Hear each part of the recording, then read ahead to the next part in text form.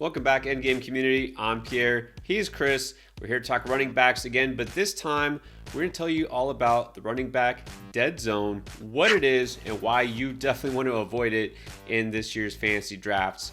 All right, so these are some of the most overrated running backs that you want to try to steer clear of if possible in your drafts, and that starts already if you're doing best ball and underdog or anywhere else. So, first of all, Chris, what is the running back dead zone? Well, the running back dead zone, it was a phrase coined, I don't know, maybe a few years ago for that part of the draft where you kind of get into those running backs whose roles aren't clearly defined and don't always have tons of upside. Typically rounds, maybe starting around like 4 or around 5 and going maybe till around 8 or 9 or so. So we're talking about those running backs who probably are part of a committee, maybe aren't 3 down backs, just they have a lot of, uncertainty when it comes to their roles, and they're being drafted over players who are in more certain positions a lot of times, like wide receivers, quarterbacks, and tight ends. So I don't know if there's a hard, definition of the dead zone, but that pretty much sums it up. Yeah, and of course, every draft is different. I mean, you'll see some drafts where you see like 10 or 11 running backs taken in the first round, right? It has happened. I've seen it already in some early best ball drafts, and sometimes you'll have more wide receiver heavy, more balanced. So it always depends. But these are some of the running backs we think are just going to go way too high for our taste. And it has been proven you draft and you rely on running backs in this range, it's going to hurt you in the long run. All right, so let's start out. Who's your first running back you think is going way too high? Early in the offseason, I thought Leonard Fournette was an incredible value.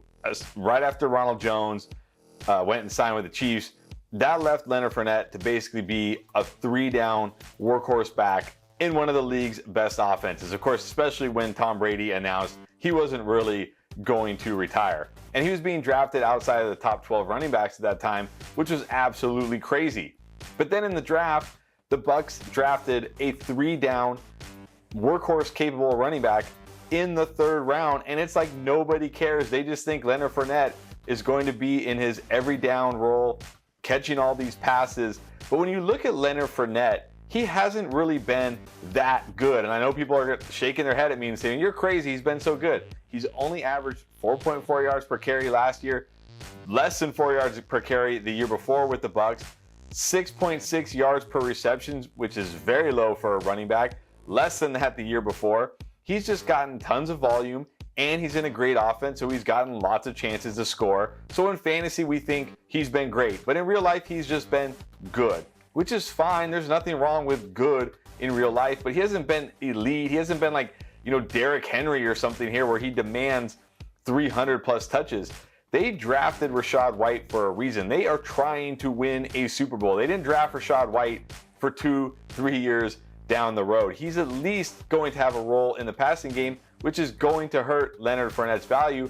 But now Leonard Fournette is being drafted like he's going to be a 3-down workhorse who's going to catch 60, 70, 80 passes, and it's just not going to happen. So Leonard Fournette used to be an incredible value to me. Now I think he's overrated, overvalued, and being drafted too high.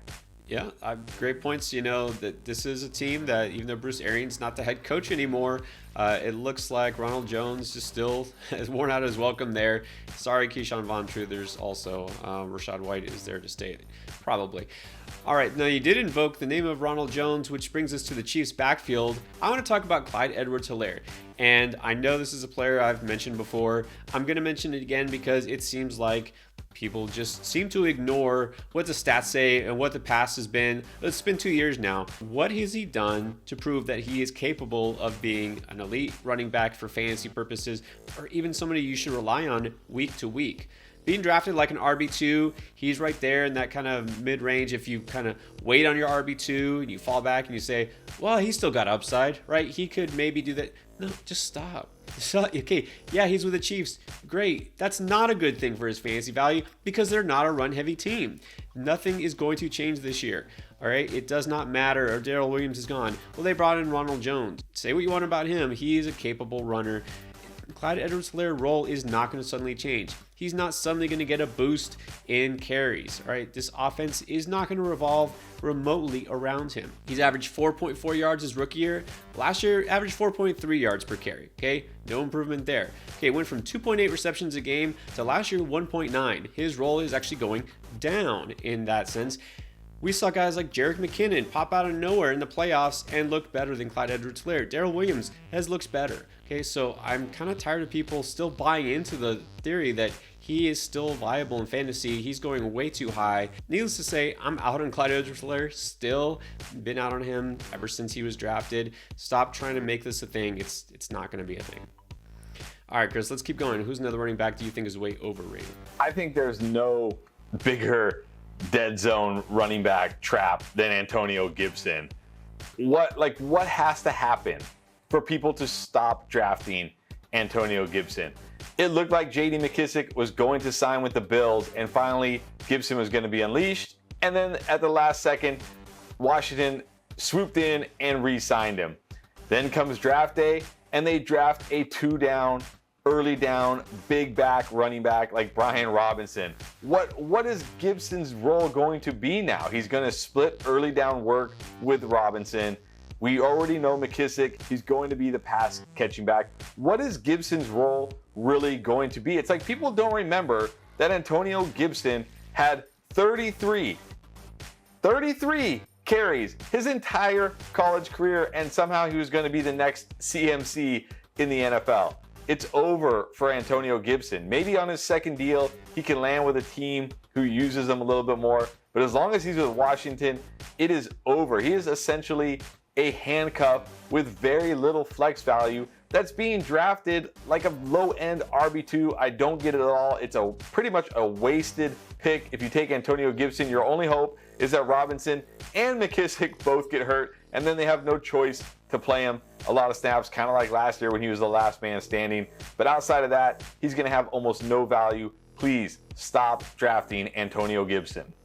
Yeah, you don't have to convince me there. I'm not going to be having Gibson at all this year, and for the reasons you said. Look, that's not an elite offense either. Let's not kid ourselves. Carson Wentz at quarterback, that doesn't give me a lot of hope. Actually, surprised, Chris, you didn't mention J.K. Dobbins, maybe just because you feel like the bashing is a little too much at this point. I'll go ahead and do it for you. J.K. Dobbins, good player, right? Good, talented running back. Let's just first of all get the fact that he is coming off ACL injury. Doesn't typically go well. Just look at Saquon Barkley last year for all the proof you need. We know that he's not probably going to be at full speed. Let's also get to the fact that this offense, even though you think, well, Baltimore, they're just going to run the ball a ton. Yeah, maybe they will, but it's going to be because their quarterback runs the ball a ton.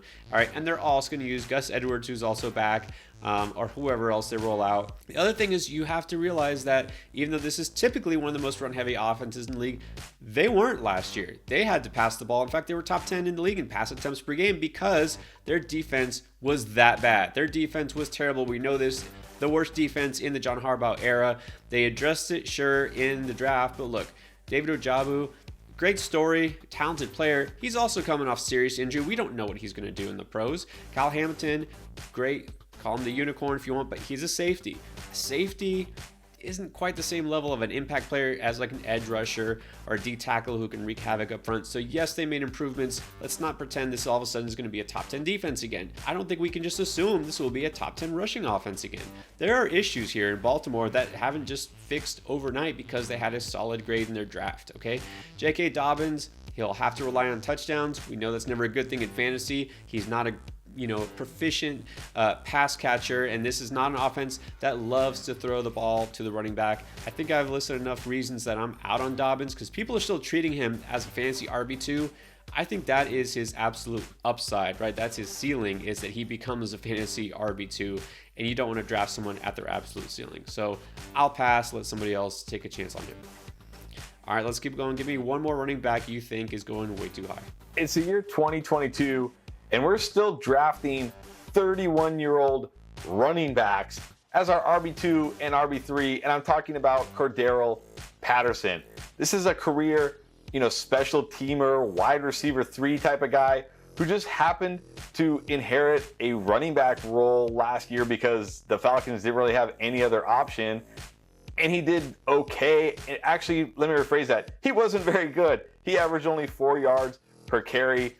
Yeah, he caught some passes. You know what he was really good at? Scoring touchdowns. You know what comes with a lot of variance and luck?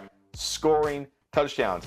We're going to see his touchdown number go down. And you know what else? He's probably not going to be used very much like a running back anymore because What happened down the stretch? He started to wear down. He wasn't on the field as much. He wasn't getting the carries. Why? Because he's 31 years old and he's not a running back. Not only that, they drafted a running back who is built to handle the early down work. So what is Patterson's role going to be? Just a wide receiver? That's what the talk is. If that's the case, that's not good for him either, because they drafted Drake London and they traded for Bryan Edwards. This is now a crowded wide receiver room, and let's not forget Kyle Pitts, who's technically a tight end, also lines up as a wide receiver all over the field. I don't get it. It's 2022. Have we learned nothing? Why are we drafting 31-year-old running backs who did nothing their entire career thinking they're going to return value? You don't need to draft Cordero Patterson. He was great last year because you got him off the waivers. When you're drafting him in the single-digit rounds, he's not going to be great for you. Don't do it this year. Let some other sucker get Cordero Patterson.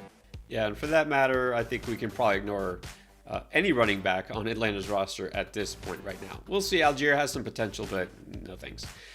All right, and then from the old to the new, James Cook. Either you love him or you think he's going to be a super sleeper, potentially a league winner based on how low he's getting picked and his landing spot. Or you're like us who are going, really? James Cook, okay, I get it. He's the brother of Dalvin. That's probably a good thing, right? Got the genes. He went to Georgia, played in the SEC. Everybody saw him, national championship team. All right, that's got to be a good thing too. And he went to the Buffalo Bills. Oh, everybody is just, so glad.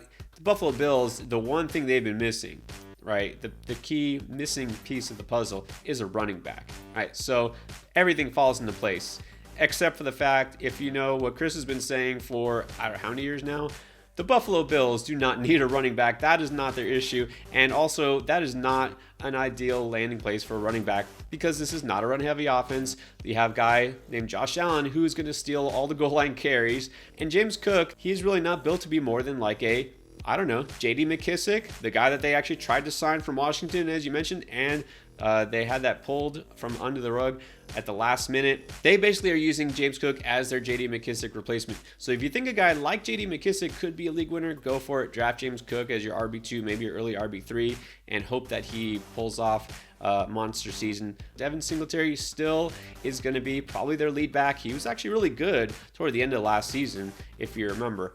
And this is not a team that's going to rely on the run, because, well, they have Josh Allen and a whole host of good receivers. So James Cook, I get the allure, maybe the moment after he's drafted, but then when reality sinks in, you realize this is a guy who's just not going to do a lot for your fantasy team.